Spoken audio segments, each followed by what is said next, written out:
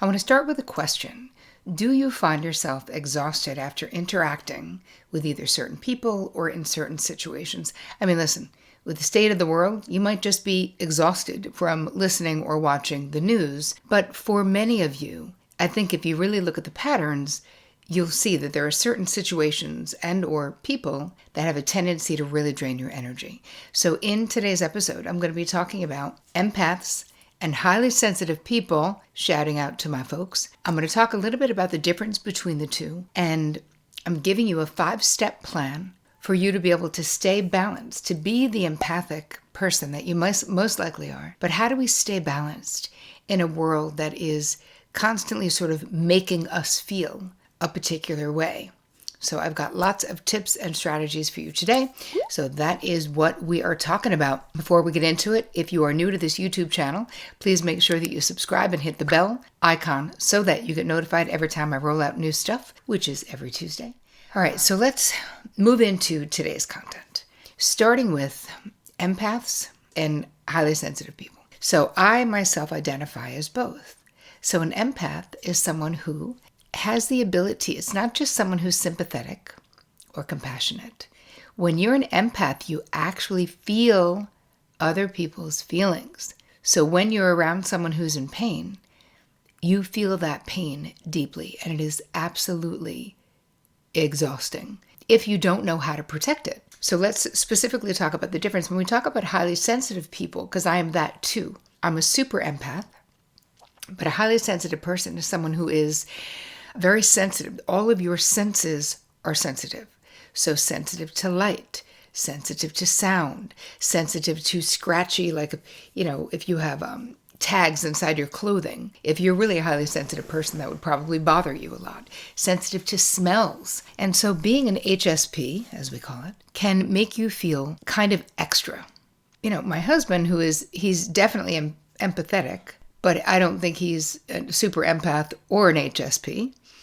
So in the beginning when we were married, I would talk about I just need to, certain lights in the house can never be on. I can't stand overhead lights. I can't deal with fluorescent lights, all the things. So every time he goes into the kitchen, in the beginning, where I sit in the living room when we're eating dinner or whatever, the light from the kitchen would just be searing my eyeball. When we were first together, I said less about what I needed, right? I said less. I felt maybe more embarrassed that I needed all these things a very particular way. The same thing with bedding, and I need to have really soft sheets, and I can't stand anything picky or itchy. And I've been this way literally all of my life. When I was a child, I lived in the dark. Where some kids are afraid of the dark, I felt like I could see in the dark. And my mother would say, oh, my little mole, or my little, she let me live in the dark. She didn't make me put lights on in my bedroom. When she would come in and it would be pitch black in there, she'd be like, what are you doing? I'm like, nothing. This is just how I like it. So for those of you who identify with that, this entire episode is for you. Another thing with HSPs and empaths is that you might be very dialed into other people. Not just their feelings, but very dialed into micro changes in their facial expressions if you're talking to them. When someone's mood or energy changes or shifts, I can sense it immediately. And it's also being so dialed into other people, even whether you want to be or not. I would always notice if my mail carrier got their haircut, I'd be like, oh, nice haircut, Phil. He's like, how could you possibly? And that's not that part of it, I wasn't like, wow, what a great skill. Because it's also, again, it's exhausting because we're paying so much attention to other people. So if you identify as an empath or a highly sensitive person, chances are you feel like your antennas are up at all times, right? That we're sort of automatically scanning all the rooms and scanning all the people to see that everything is okay. If you also identify as being a codependent, raise your hand. I'm in recovery, but still, you're even more vulnerable to being very involved with other people's experiences, their relationships, their pain, their problems. I had no ability in my 20s to make a distinction about where I should be stepping into. If anyone's pain felt like it was my pain. And listen, I don't regret the nice things I do for people. You know what I mean? I don't regret that. I'm just saying before I had a decent amount of therapy and understood being a highly sensitive person and being an empath, I was really, really exhausted and depleted, and I wasn't sure why. I mean, I still feel compelled to help others, but that's just because I'm a good person. I'm just a nice person. Recently, I'll tell you a cute story. We got a package delivered to our house, and it's from someone who lives nowhere near us. Like, you're talking about probably 30 minutes away. We're like, how could this be here? But okay. And then Vic says, at the same time, we both are like, we should bring this to them, because he shook it. He said, I think it's pills. This might be someone's prescription. We should probably just bring it to them. We were going to pick up the dog from camp anyway, which is already half an hour away. So we go down this scary, it's like up a mountain, around the bend. We get to this person's house. It's kind of dark. There's a truck outside.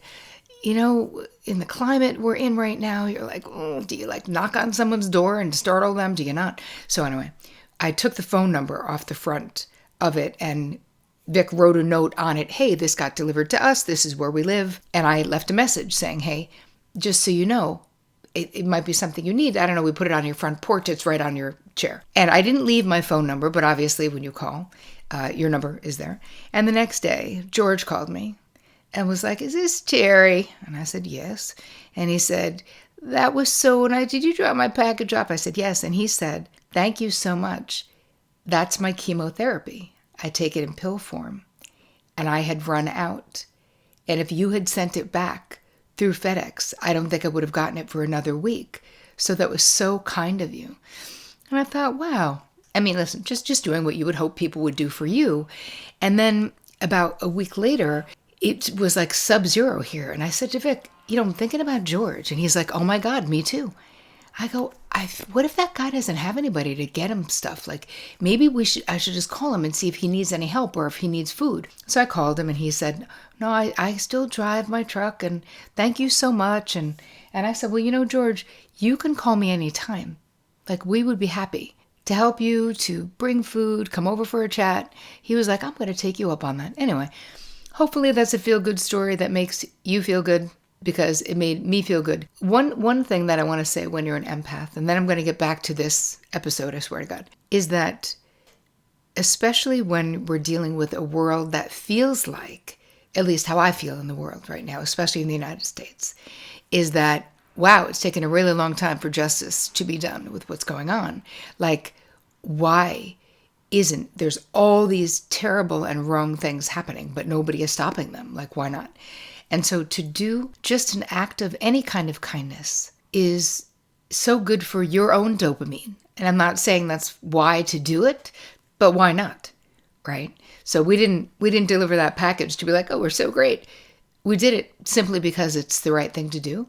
And you think about your neighbor and think that they may need it, but it sure does make you feel good. And when I was done, and after I spoke to him the other day, I felt like this is what it means to be a decent person. That's it. This is what it means. Just do right where you can and do all the other things, but do right where you can, because if we can keep it local and we're good to our neighbors and good to each other, that will go a long way with what ends up happening in this country. Okay, I'm getting off my soapbox.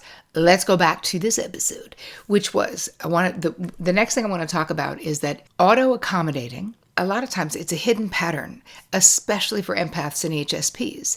So it's a state of hyper-awareness and hyper-vigilance.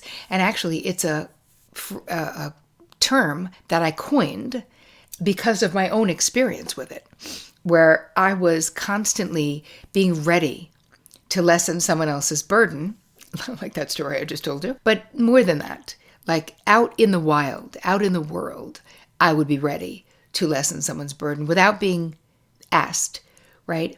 And getting totally burnt out in the process, because I'm not saying there's anything wrong with being nice and helping people, of course not. But if you do it at the expense of yourself or your own bandwidth, how I discovered auto-accommodating as an actual thing, a term, is, and I've told this story before, so I'll make it quick, but is I was at my hair salon in New York City. I was like laying in the sink, and they had some treatment on my hair. So I was laying in the sink, but the sink traffic is backing up, and I'm just laying there because you have to wait for this mask for like 10 minutes. And I was getting more and more stressed out that there was a line And I'm like, oh shit, I should tell someone. I should, like, I don't want the assistant to get in trouble. So I call over the assistant. I was like, I could sit over there. Like, I don't need to take up a sink because obviously you have a line. And she was kind of like, yeah, Terri, this is a busy Saturday, but we got it covered. Don't worry about it. And very nice, but a little bit like, okay, you don't have to worry about that.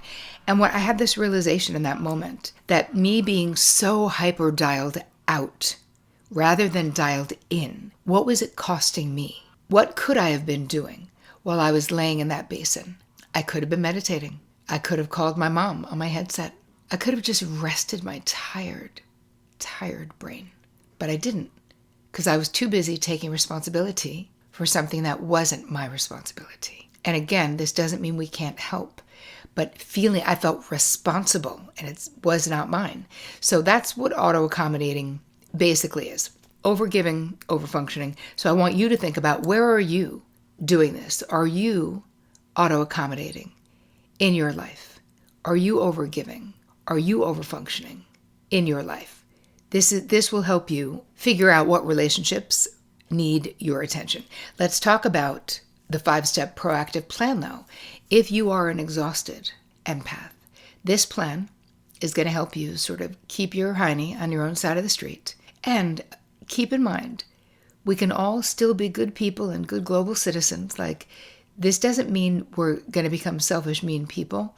It just means that we're going to be so much better for the people in our lives and for ourselves when we're not exhausted and burnt out, So step 1, you're going to take an inventory, make a list of sort of the most stress-inducing situations that you find yourself in. Like, where are you when you feel totally exhausted when you leave there, or completely depleted? Or where are you when you feel very overwhelmed, right? Where you almost feel flooded with stimuli. Identify what situations and places activate you. Because once you know what areas of your life need your attention, then we begin to make adjustments, right?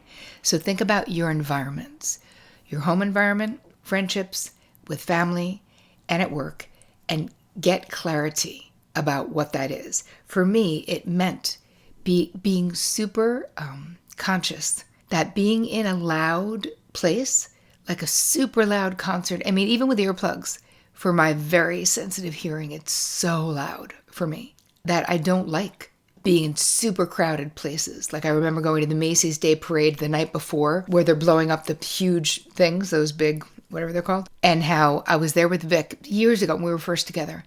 And I was literally having a panic attack because we were like crushed in this crowd of people, but there was so much energy. And when you're an empath, it's so hard to not be absorbing that energy. So I want you to take an inventory of where the places, the environments, and then we'll talk about what you can do about those environments. All right, step 2, you're going to identify who are the people who are sucking away your energy, right? Who are the energy vampires in your life? And again, this doesn't mean we're cutting all the people off. It's just important to know who is activating what, who drains the crap out of you.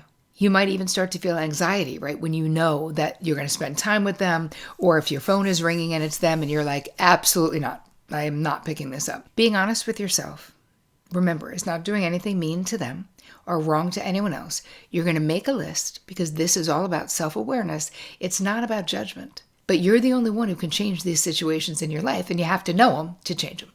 All right, step 3, boundaries, right? So knowing what your limits are and getting really clear about what is and what isn't okay with you as an empath or a highly sensitive person. So it might seem like you don't have choices, but I promise you, you do. Protecting yourself and your energy might require disappointing others, right? And that's okay. People will still once in a while invite me to go to like an outside concert. I'm never doing that because as a highly sensitive person, I literally don't want to. It is not fun. It is too loud. There's too many people for me. And most of my friends know that at this point. But in the beginning, I felt like I had to justify the crap out of that and write a whole dissertation about why I didn't like to do that. You don't. You literally don't. You can just say, hey, not for me. But it's so important. So you have a right to be self-determined about how you spend your time, where you spend your bandwidth, what experiences you want to have, how you spend your energy.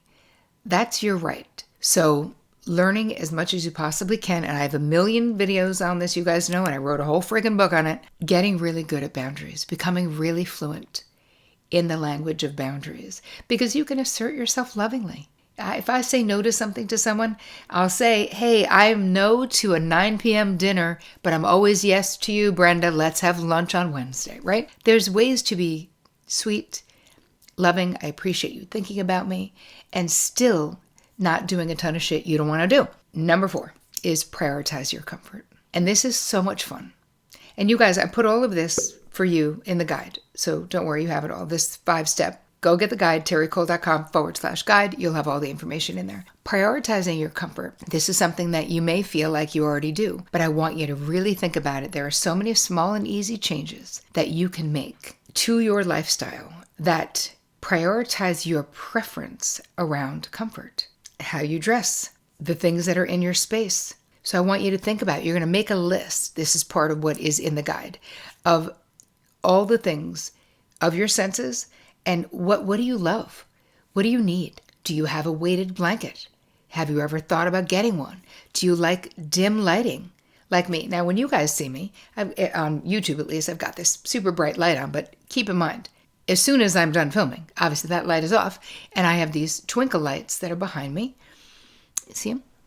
And that's what lights up. Every room in my house is framed in these twinkle lights. Every room.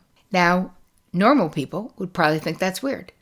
I do not care. I love indirect, soft light. It's what I need. And now that I'm a little older, I need a little brighter light to read because it's hard to see. But it soothes my nervous system to not be in bright light. But what's comforting to you, right? It's actually something fun, right? Even think about your wardrobe. What clothes make you feel good? Find essential oil blends if you like the way things smell that you love. When you look at your environment, especially as an empath and a highly sensitive person, there is so much that you can do to make your daily life more ease-filled, more comfortable. And here's the thing.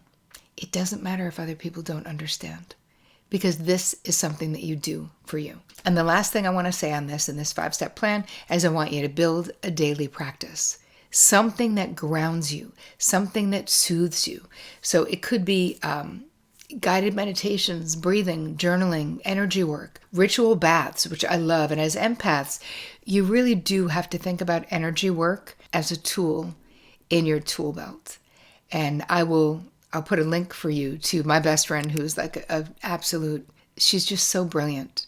And she has very quick energy exercises that you can do to protect your energy. And she is the person years ago that I learned everything I know about energy work. And I'm no expert by any means, but I certainly know enough to keep my energy clean and to not be carrying around other people's energy. And you don't realize how heavy that is if you don't know how to clear your energy. So the more you flex your mindfulness muscle with these daily practices, the easier it'll get to shift away from auto-accommodating and all of this sort of reacting in your life. So getting into a daily ritual will really help you have more time in between a thought and a reaction, which is what we want. The last thing I'm going to say, because this is going long, is your sensitivity is your superpower. So you can love and feel deeply without losing yourself and someone else's pain. I promise you, it is possible. And being an empath is your superpower, but you just need the skills to protect your energy, which are boundaries and energy work and all the things that I talked about in this episode. So I hope so much that this episode added value to your life. If you like this conversation, if you like this style of talking, then I think you would really like my community, which is Terri Cole membership. It's a weekly thing. We meet every single week. I love it. It's my favorite thing to snuggle up with you guys every week. I coach you in real time. It's very affordable because everybody needs it. You can just go to terricole.com/TCM for Terri Cole membership. And don't forget to get the guide that I made you, terricole.com/guide. I hope you guys have the most amazing week. And as always, take care of you.